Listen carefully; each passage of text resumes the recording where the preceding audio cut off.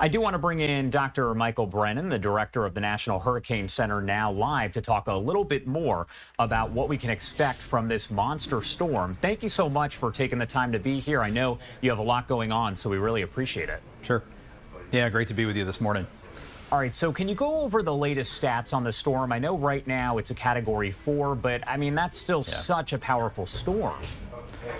Yeah, Milton is a powerful hurricane this morning still. Maximum winds of 155 miles per hour. Expected to be a powerful major hurricane all the way up through landfall in Florida. And the size of the storm in terms of its tropical storm and hurricane force winds is really going to grow. And in fact, it's going to more likely double in size between now and late tomorrow night, early Thursday when it reaches the Florida coast. And you can see from here we have tropical storm and hurricane watches and warnings in effect for almost the entire state of Florida. This area in red is under a hurricane warning that includes places like Fort Myers, Charlotte, Port Charlotte, Sarasota, Tampa, up to Cedar Key, and also inland into places like Orlando, Ocala, and we're likely to see those hurricane warnings issued farther east over to the east coast of Florida later today. Very concerned about the storm surge potential. We have that storm surge warning in effect for much of the Florida west coast, all the way up from north of Tampa through the Tampa Bay region, all the way down to Flamingo, including, and we're expecting life-threatening storm surge inundation in this area. We're very concerned about this region right centered around the Tampa Bay area from Clearwater through Tampa, St. Petersburg, Manatee County, Sarasota County. In here, we're expecting to see 10 to 15 feet of inundation above ground level, where you see this purple shading here, somewhere in that area. And that's life-threatening inundation. You know, I'm 6 feet tall. That's water 2 to 2.5 times above my head. So folks are being asked to evacuate from these areas by local officials. If you have been asked to evacuate and you live in one of those evacuation zones, please try to get out today if you can.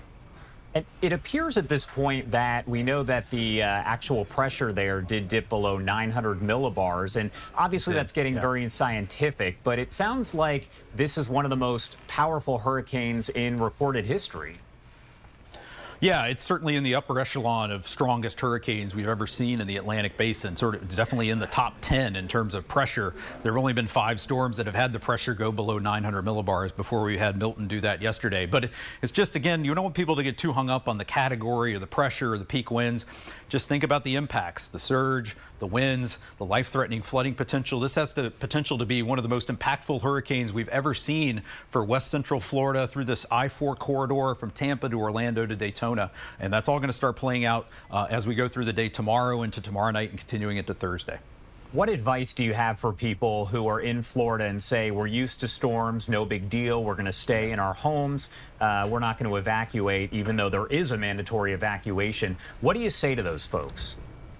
Well, if you're in one of those storm surge evacuation zones and you've been asked to leave, you really should leave, because you could be trapped in your home.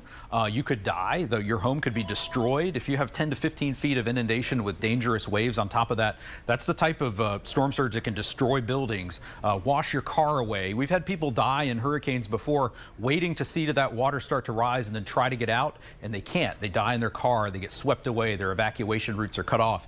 And even if you survive the storm surge in one of these evacuation zones, you're going to be left in an environment that's not safe after the storm. There may not be any emergency services, any medical care. If you have an accident or a medical incident, there may not be anybody to come help you. So you don't want to be left in this very vulnerable location after the event. We lose a lot of people after storms to those types of post-storm accidents and injuries, and you don't want to become that type of statistic. All right, Dr. Michael Brennan there, director of the National Hurricane Center. Thank you so much for taking the time to update us. Again, I know you do have several busy days ahead of you, so we appreciate you taking the time. Thanks.